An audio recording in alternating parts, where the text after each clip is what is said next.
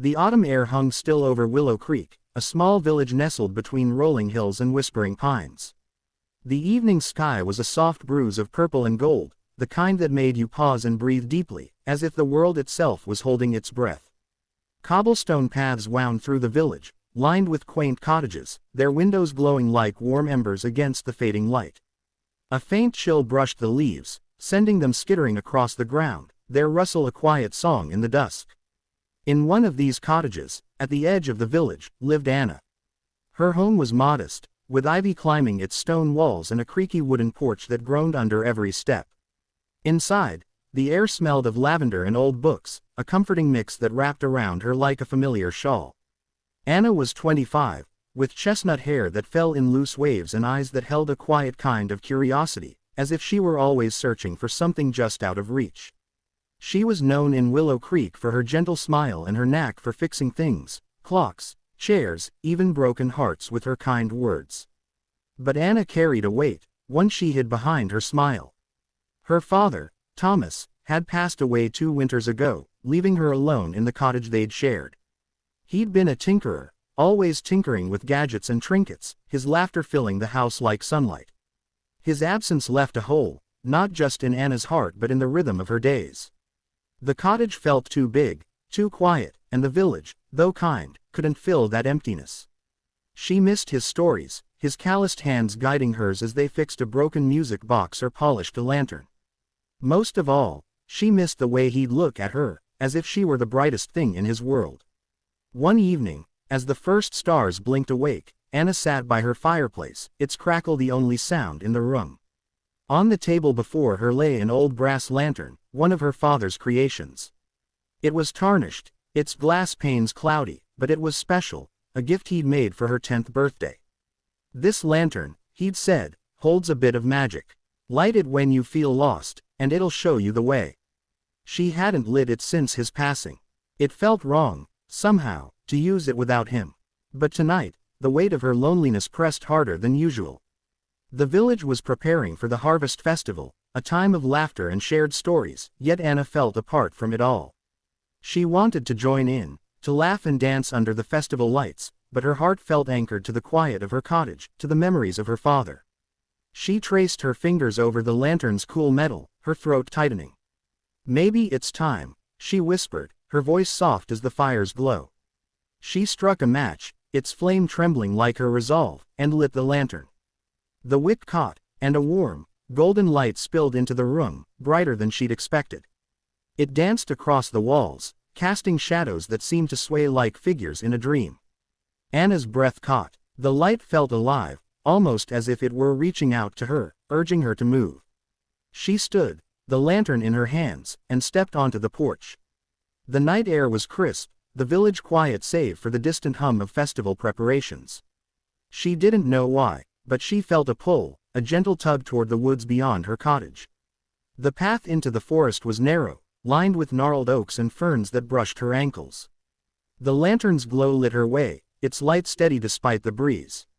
Anna walked slowly, her boots crunching on fallen leaves, her heart a mix of curiosity and caution.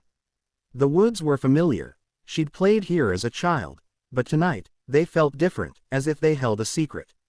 The air grew cooler, the trees denser, and yet the lantern's light never wavered. It was as if it knew where to go.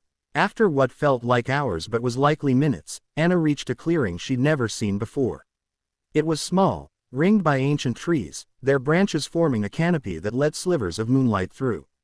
In the center stood a stone well, its edges worn smooth by time. The lantern's light reflected off the well's surface, revealing carvings, swirls and stars, like something from a storybook. Anna set the lantern on the well's edge and peered inside. The water was still, a perfect mirror of the night sky, but something glinted at the bottom, a faint shimmer that wasn't a reflection. Her heart thudded. She leaned closer, the lantern's glow warm against her cheek.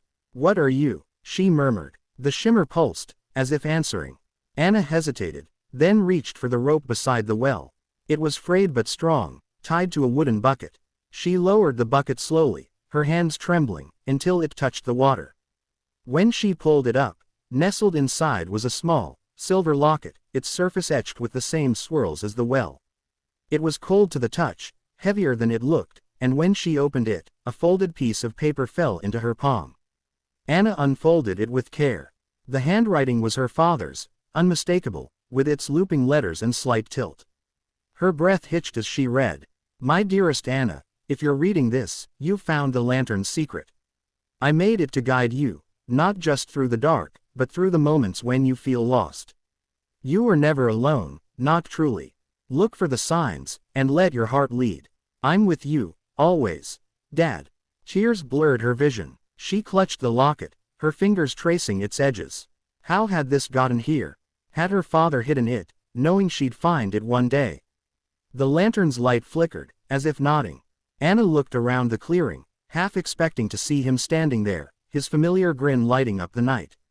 But there was only the rustle of leaves, the soft hum of the forest, and the steady glow of the lantern. This was the gentle twist she hadn't expected, not a grand revelation, but a quiet one, like a whisper from the past. Her father had left her more than a lantern, he'd left her a way to find him again, to feel his presence when she needed it most.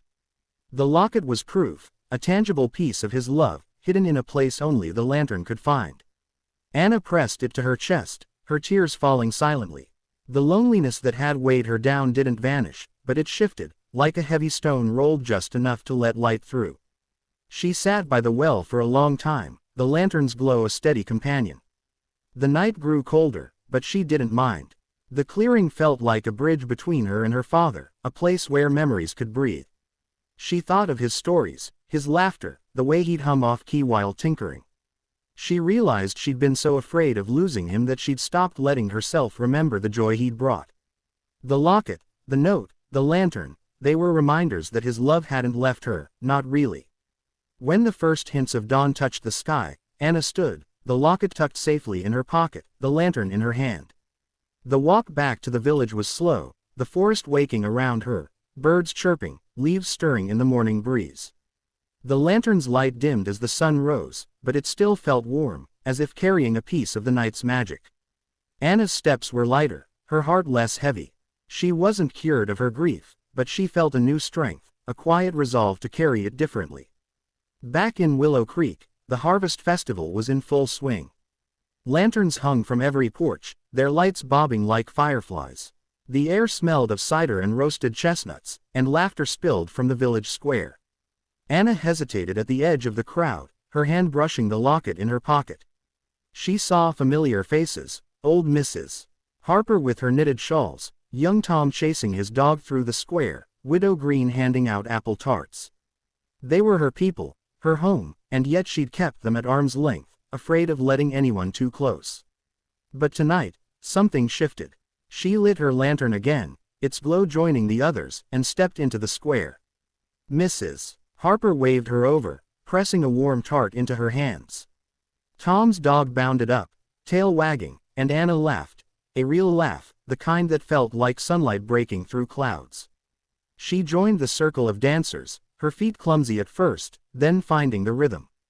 The music was lively, the lanterns bright, and for the first time in 2 years, Anna felt like she belonged. As the night wore on, she sat on a bench, the locket in her hand. She opened it again, rereading her father's words. "I'm with you, always," she whispered, her voice steady now. The lantern sat beside her, its light soft but unwavering. She didn't need to light it every night, she realized. Its magic wasn't in the flame but in what it had shown her. That love, like light, could guide you even through the darkest moments. Anna looked up at the stars, the same ones her father had loved. The festival hummed around her, warm and alive, and she felt a quiet peace settle in her chest. She wasn't alone, not truly. The lantern, the locket, the village, they were all signs, just as her father had promised. And as she smiled into the night, the weight of her loneliness lifted, carried away on the gentle autumn breeze.